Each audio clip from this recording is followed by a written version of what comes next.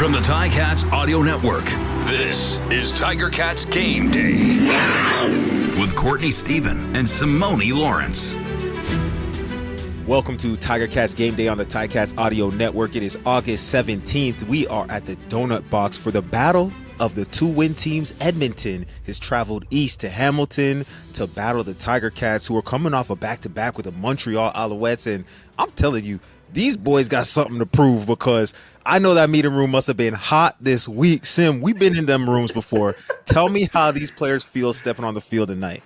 All right, so you know how, like, when you do something bad and then your mom and dad, they at work all day, so they don't got to deal with it. So you go to school, you come home, but your parents didn't get home yet. So you get in trouble already on the phone, but your parents didn't come home yet. So it's like when the plane land, that's when your parents get home, right? And then it's like you try to fake sleep and stuff, but your parents come in anyway and put that belt, that ass.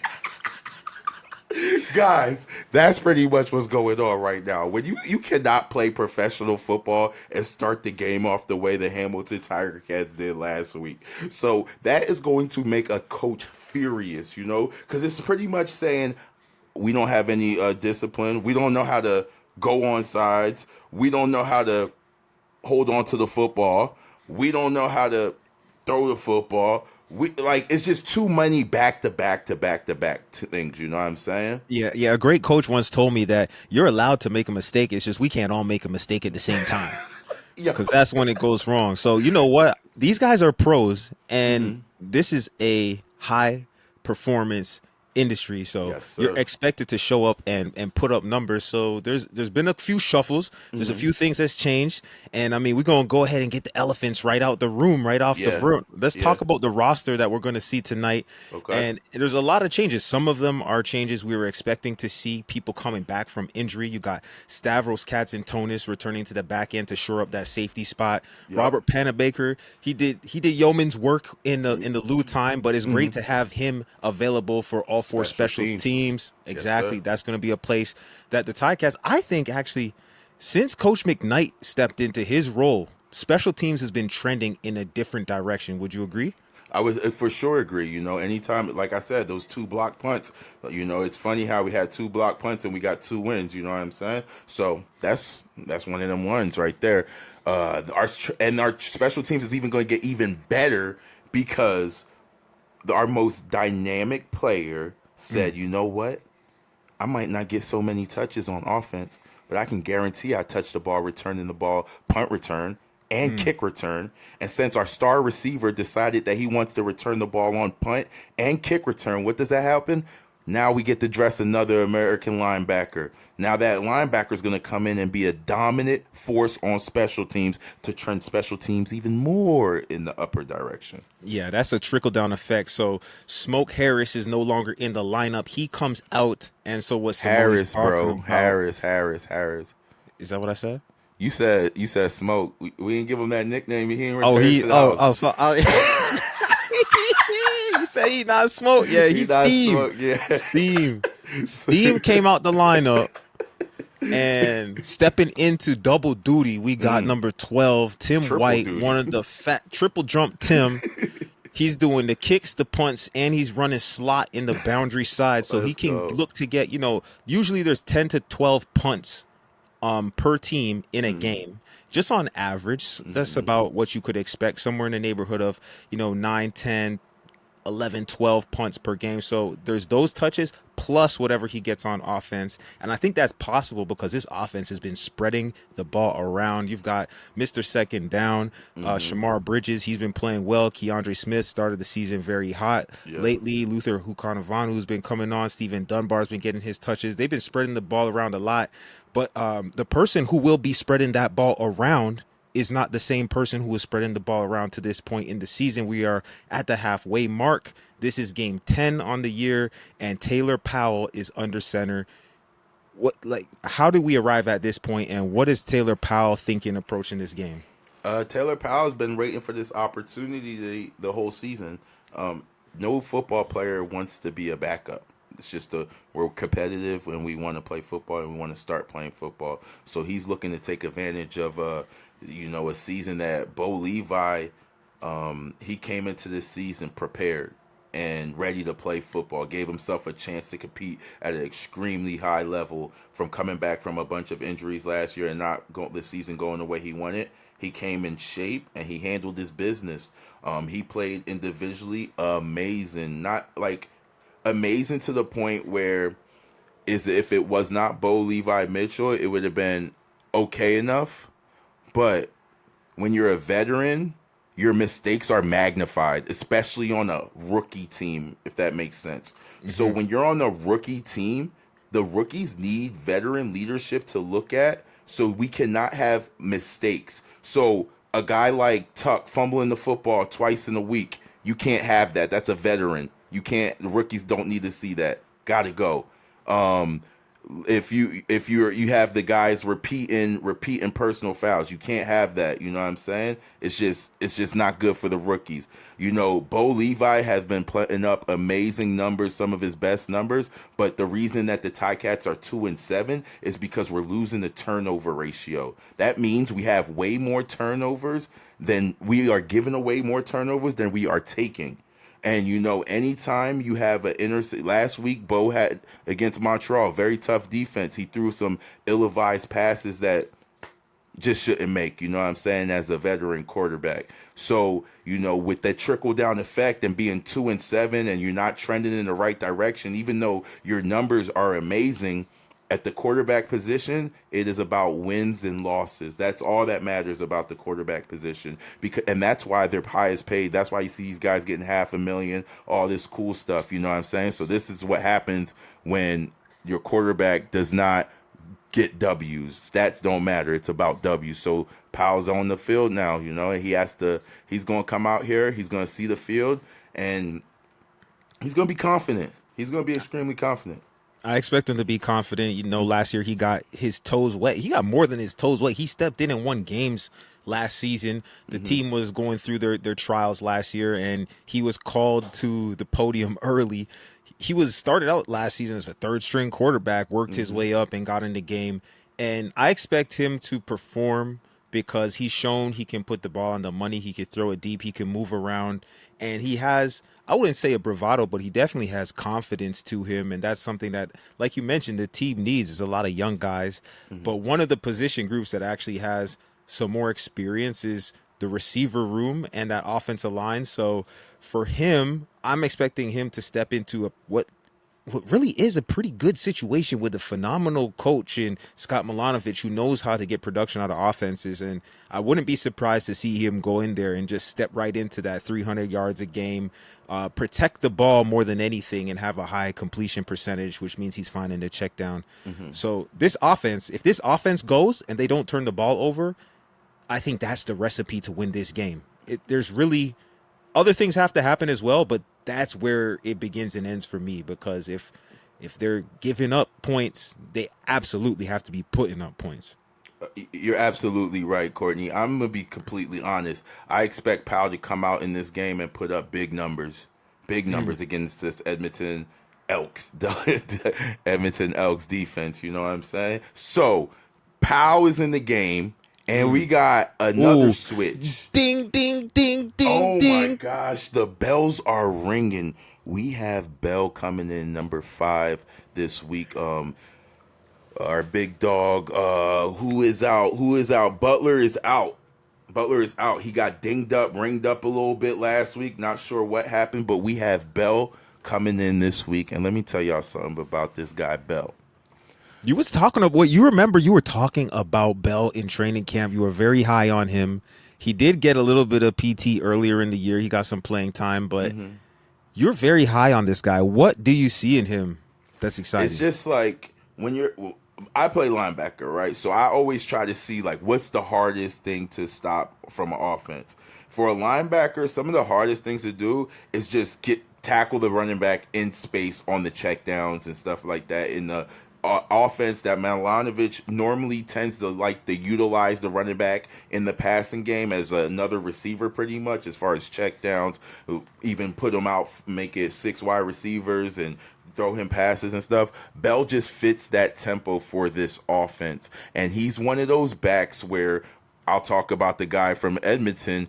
he reminds me of Leak. He is a Leak type of player where his breakouts are going to be real breakouts. Like, you'll see him break a 40-yarder for a touchdown because he's that elusive. And he's, and another thing is he's a leader, and we need a lot more leaders on this team this season. And I was at practice the other day, and you got to remember, Bell played one game, I think, and he's telling guys, hey, run off the field at practice. And I seen that, I was like, yeah, we need that, you know what I'm saying? Especially from a guy like Bell, he's going to get an opportunity of a lifetime. So man, those don't come around every day. Those don't come around, man. They don't come around like that. He's going to have to capitalize, and I think this is an opportunity to do it. Edmonton Elks, they, when they got Trey Ford into the mix, there was a little bit of a spark. I won't even call it a spark. There was a flame. Trey Ford was doing work, putting teams on their heels and having them go back to the drawing board. But Trey Ford is not going to be starting in this game with guys like Javon Leak. Does this team still pose a significant threat, or are they more like the winless Elks that we were seeing pre-Trey Ford? They're winless Elks, in my opinion. Their offensive line does not hold up for a McLeod Bethel Thompson prototypical style quarterback, because the linemen are in his lap when he's throwing the football, because he's one of those guys, he's going through his reads, he's going to try to hang in there, and the linemen are just in his lap. Whereas you got elusive Trey Ford looking like Michael Vick back in the day, running back and forth, going all over the place. Right. I mean, the thing with Trey Ford is, and they're going to miss Trey Ford, is because Trey Ford needs somebody on their Elks coaching staff to go up to him and be like, this is your job. Take care of yourself. This is your job. Take care of yourself. This is your job. Take care of yourself. Because that boy over there playing like he trying to get on the roster every single week. Like he got that Mario star. Like you know what I'm saying? He be forgetting that star power, that thing run out, and one day these linemen that weigh 290, they gonna land on you, bro, and it don't feel good. Slide. You cannot take that kind of punishment for 18 weeks, bro. So just like a coach needs to go up to Trey Ford and be like, Trey Ford, this is your job. We riding with you. We got your back. This is yours, And you can tell nobody telling him that, because that boy out there playing like rent is due. Yeah, he really is. He was really selling out. And I mean, I'm glad he sold, because he's not playing tonight. And any advantage that Ticats could get, as long as it's legal, baby, I'm with it. So, McLeod Bethel Thompson, he's done his thing in this league. So, given the right protection, the amount of time, he's got weapons to throw the ball to. But I think, like you had mentioned, getting pressure on him is going to be key to the Ticats winning this game. So let's talk about the defense. The defense has another person back in the rotation. Behind the starters of Usher, Hendricks, Sales, and Barlow, you've got Trayvon Mason back in the mix, who was one of Pro Football Focus's highest rated defensive linemen in the league last time he got live game action. Do you think that he can make an impact in this one, especially given that he's going to be a rotational player? Yes. Trey Mason, he's a bad boy, yo. Trey Mason is one of those guys where you in the back alley, you know what I'm saying? And everybody owes him money in the back alley, and they all got the money hanging out, and they daring Trey Mason to come and take it from him. Let me tell y'all something about Mason. He going to take it. He going to go get his money.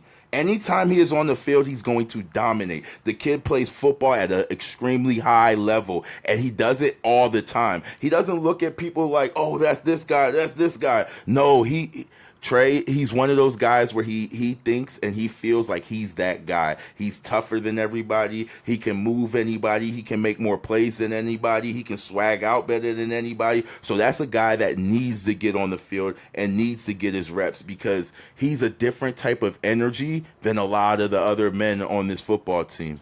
Well, if he's rotating in on the defensive line, there's probably 65, 70 plays on defense. Let's say he maybe gets 25 to 30 of those reps, given, that the offense might be moving the ball on the other side of on Edmonton. That's 20 times that he gets a chance to affect the game. He might be at a full tank of gas as opposed to somebody who's playing 60 or 70 snaps. So that's even more dangerous, being a rotational player. I'm excited to see what he does definitely out there, especially with who he's next to. Exactly. And then the thing is, it's a different change of pace. Like you got Hendricks, and then you got Sales. Like it's just all different type of game. He come in there after Hendricks done beating somebody up, and he come in there fresh. That boy going to work, and he's going to go to work, and he's going to be dominant at it. I mean, this is good football. It's going to be. I think we should smoke these guys though. Like this is one of those games where it's like, yeah, we just lost to a really good Montreal team, but we still won 2 of our last 4 games. Like we're still in the upper direction. And everything we want is still in front of us. It's looking like there could potentially be 4 playoff spots in the East right now because you're 2 games back from Calgary in the Western Division. Mm-hmm. So I don't want to jump all the way to that, but the real season starts after Labor Day, and Labor Day is the game after this one. So we're looking at, this is a big game for us. Yeah, I mean, you're looking at the season is not done. Fans have a passionate opinion about stuff, but they got to make sure that the passion isn't clouding the reality of the situation. And one of the realities of the season is that certain players, you got to look at who has been performing. One of my most improved players this season is DQ Thomas. I'm looking at him. He's been playing on special teams and making some of those plays. He's one of those guys that's been making those plays since Coach McKnight came in. You're going to have 3 American linebackers. How do you think that affects this game? That's going to affect the game tremendously. You got like we talked about, big-time Tim White returning punts and kick returns. That's going to bring Wilburn up. Wilburn gets to play special teams. Wilburn's going to be a mismatch on special teams for a lot of the special teams players in Edmonton. So he should be dominant and keep trending our special teams unit up in the upper direction. I think we smoke them on special teams. I'm sure we smoked them on. Like, we're just a better football team than the Edmonton Elks, Like, that's just the facts. Like, without Trey Ford in the game, because Trey Ford is one of, like, the best athletes in this league against the defenses, especially the way the defenses are playing this year. Like, Trey Ford is just too much for these defenses, Like, he just moves like that. But we're just a better football team than the Edmonton Elks, like, and that's just the facts. And we got to go out there and still prove it, because one thing about football is you got to prove it. Anything can happen. You gotta make it happen. You got to make it shake. Happy to have Jamal Lockdown Peters back. So let's talk about what that looks like, because he was gone last game, and to me it seemed like they were going directly at Rodgers in his place. It felt like he was getting double posts, so they were taking away the safety help. It looked like he was getting fades, like he was getting outs, like he was getting everything in the route tree. Yup. That's how the game is, yo. If you come in for the best corner, right, they just assume, like, all right, that guy just got paid, so whoever's playing behind him is on a rookie contract, and we need to try that rookie behind, So that's how the game goes. So he could have told his family, look, I'm getting PT. Rodgers was like, I'm getting TV time. Y'all pay attention. The only thing is that boy was getting toast. I would love to see, like, we got some depth at a cornerback, but Rodgers just. He had a long night. Yeah, I mean, it's tough to step into that role. I mean, I done played on that corner, and it's lonely out there. You got 12 people on the field, but there's something real lonely about being out on the corner. Yeah, and Rodgers did the best he could, but we got our all-star Jamal Peters, who is going to come in and make the plays that he normally makes, and then we got Goose. Goose is back on the loose. Stavros Katsantonis. I need to see what I need to see, and you tell me if I'm wrong. Yeah. You talked about 2 block punts, 2 W's. I need to see this defense make some more plays again. You had Kenneth George Jr. He had a great interception a couple games ago, and I thought that was a good change for this defense to start getting the turnovers going, but that's got to be consistent. That's got to be a part of what they do. Who's the person to make that happen? Right now on this defense, we're looking for that. We're looking for somebody that's consistently can come out here and put like you're going to get at least like 5 impact plays from. You can just close your eyes and guarantee that. So that window is still open. I can't even give you anybody right now. Like, I just don't, it's not showing up, It's not showing up week to week on who, like, the player that's supposed to make those plays this week is Katsantonis. Katsantonis should come in this week and make a lot of big plays. Jamal Peters, he's been making some big plays. Kyle Wilson, he's been making some big plays. Like Hendricks has been making some big plays. Sales has been making some big plays. Barlow has been making some big plays. Ushers have been making some big plays. So have they just been rotating? No, it's just like all of them make big plays, but it's nobody consistently week to week.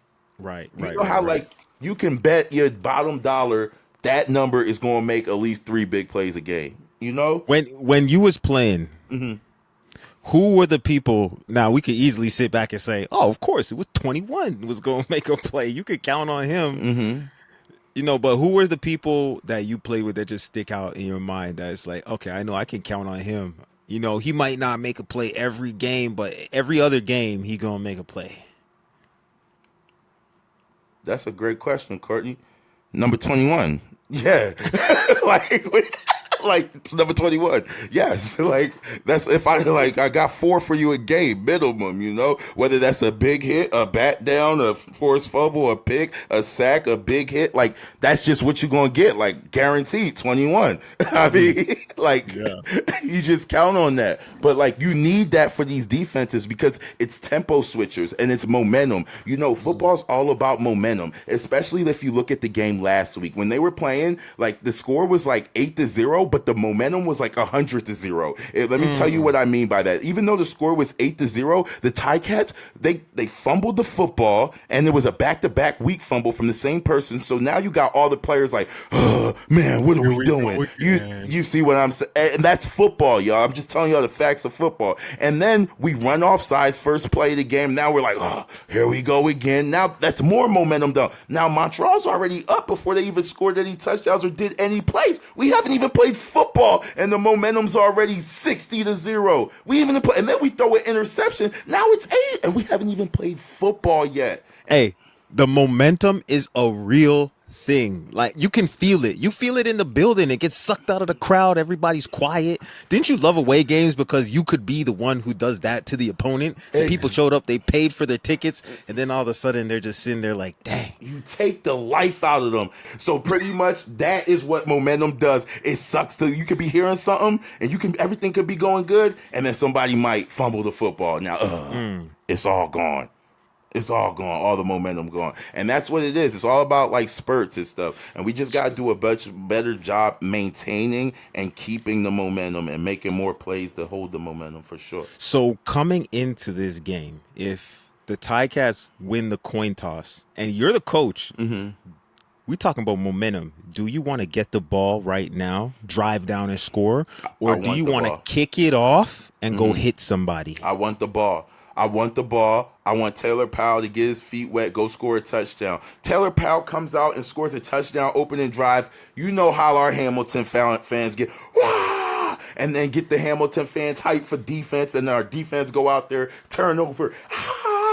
That's momentum, y'all. That's momentum because, look, when you playing football, you're going to get the team's best 8 plays, their best plays. So if you can get a 2-and-out on defense, that's a momentum shifter. Early game 2-and-outs are momentum shifters because the team are coming out like, these plays are going to work. These plays are going to work. These plays are going to work. But when you can get 2-and-outs early in the game, that's how you get momentum. Okay, so let me ask you this now. We talked about all the different roster changes and whatnot. We got McLeod Bethel-Thompson back in the game. Nobody's talking about the chip that's on his shoulder. He got a nice fat bag to come up from that American League and play quarterback in Edmonton. He might have something to prove here. What do you think, McLeod Bethel-Thompson, over or under 225 passing yards? Why you doing me like this? Look, he going to have a chip on his shoulder, but he going to have his offensive lineman on his shoulders too getting bullied back to him because them boys is getting bullied all game. So he going to have the chip on his shoulder from them offensive linemen being on top of him. That's all only chip that's going to be on his shoulder. Unless Trey Ford let him use them 4.2s, he ain't going nowhere. So I say under 250. I don't think that was a line, but I'll take it. Under 250, I can't guarantee you. I can guarantee you 250, not 200 though. But I just don't want to say the other thing because, you know, I rep the gang. Yeah, most definitely, most definitely. Okay, so how about this?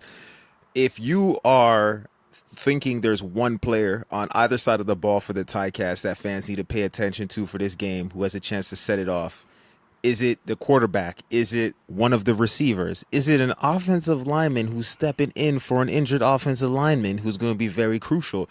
Who is going to be the player that has the greatest impact on this game for the black and gold? Hey, Hamilton, I need y'all to bring y'all cowbells, and when you ring your cowbells, it's going to be for Bell number 5. He'll have the best game and the most impact in this game. He has the freshest legs. Let me tell y'all something about fresh legs coming into week 10. Do your homework on fresh legs. Listen, unless you train like the best of the best of the best, week 10, you're going to have them heavy legs. So guys like Bell going to come in and they going to get that wind burnt. Wing burnt. So that I seen, and one of my favorite linebackers over there, Morgan, and number 48. They've been playing good football, but I see their legs getting heavy. I watched last week games. Them legs is getting heavy, and now Bell going to get to test those legs. So I'm gonna lean on Bell to have the best game, and then another guy that snuck into the line, GG's at fullback. Gigi's one of the guys. Gigi's one of those guys, when he catches the football, he might make he'll surprise you. Felix Gauthier. Yes, he'll surprise you. And he's an effort guy. He's going to go the extra length to make the plays, to make the blocks. So I'm excited to watch him. But, you know, must-see offensive player this game for me would be Bell. And for our defense, must-see defensive player this week, I would have to say it's going to be who's going to have the best game this week? It's going to be Usher's probably going to have the best game this week against these guys. But I'm going to give it to Katsantonis to come back and be a star. So let's give it to Goose and Bell. Goose and there Bell. You go. If Goose and Stavros Katsantonis. If Goose and Greg Bell can have an all-star level game, Ticats win. And that's all you need. That's all you need. Goose to have an all-star game and Bell to have an all-star game, Ticats win. And no turnovers. Powell has to do a great job taking care of the ball. Great. Hey, let me tell you what would be an all-star game from Stavros. Mm-hmm. Now, this might not be what the fans think. I'm not talking about 2 picks and a pick 6. Mm-hmm. I'm talking about 7 tackles. Why 7 tackles? Because the running back for the other team is faster than everybody. So if Stavros gets around the ball, he needs to make the tackle. Stavros needs to have 0 missed tackles this game, because if the free safety is making a tackle, he's usually the last line of defense. So if he gets around the ball, I need him to make 100% of his tackles. 7 tackles for Stavros, and the Ticats win. Maybe that's my inside baseball stat that I'm looking for this game. That's nice. But listen, I'll tell you this: if we are leaning on Goose to make all those tackles against red flaming hot leak that's a punt returner and loves the open space, and you're telling me that's not the way. We're going to need these linebackers to stop the ball at the second level, because if it's getting to the third level, we put in Goose on an island with one of the best, not only running backs in the league, but don't forget he just got special teams player of the year last year, you know? So that guy is known for this. Like, in space, that's his weapon. So what you want to do is you have to cage Leak up. If we don't stop Leak tomorrow, Leak is a guy that can take over the game and win a game for his team. So if we don't stop Leak at the second level, Kyle Wilson, Wilburn, DQ, Moxie, Baker, if we don't stop him at the second level and we lean on our DBs to make these plays in open space, we're going to have a long, long day. So a must stop on the Edmonton Elks is Leak. Do not let him get to the third level and give Goose 7 tackles, please. I never had 7 tackles in my career, but that would have been a lot. You would have been in the ice tub. I think, the way this game's shaping up, it's going to be tough. It's going to be 2 teams, something to prove. 2-7. Nobody wants to be 2-7. Nobody. Somebody's leaving 2-8. Somebody's leaving 3-7. It's halfway through the season, Sim. This is when it gets real serious. Every win counts for more, and Tonight will be no difference. It's 7 p.m. at the Donut Box, Hamilton Tiger Cats. The brand new ownership Edmonton Elks looking for a fresh start. That's nice.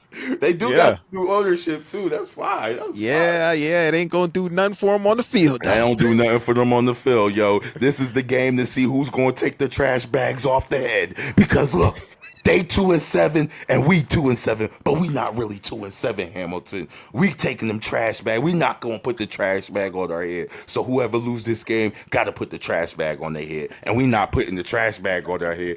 Courtney, you know the little trash bag with they poke the eyes between because they come to the game still because nobody want to miss a Cat game, but they go have the trash bags on. We don't want to be that team. We can't. The brown paper bags? Yeah, no brown paper. We don't do that. We don't do that around here. So send that back to the mountain time zone in the West Coast. We ain't going, man. It's 7 p.m. Edmonton versus Hamilton, the battle of the 2-win teams. Let's see who comes out on top. I'm betting on the black and gold. If you can't be there, you know where to tune in. It's at tidecast.ca/listen. And every week when we do this show, it's broadcasted on YouTube at 9:30 in game day morning. Yes. So check us out. Don't just listen to us. Look at us, like, subscribe, and share it with your friend.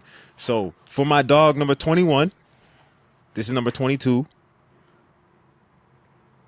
And until next time, we hope you have a great game day. Hey, I ain't do this in a minute, but the bread been coming. No cap.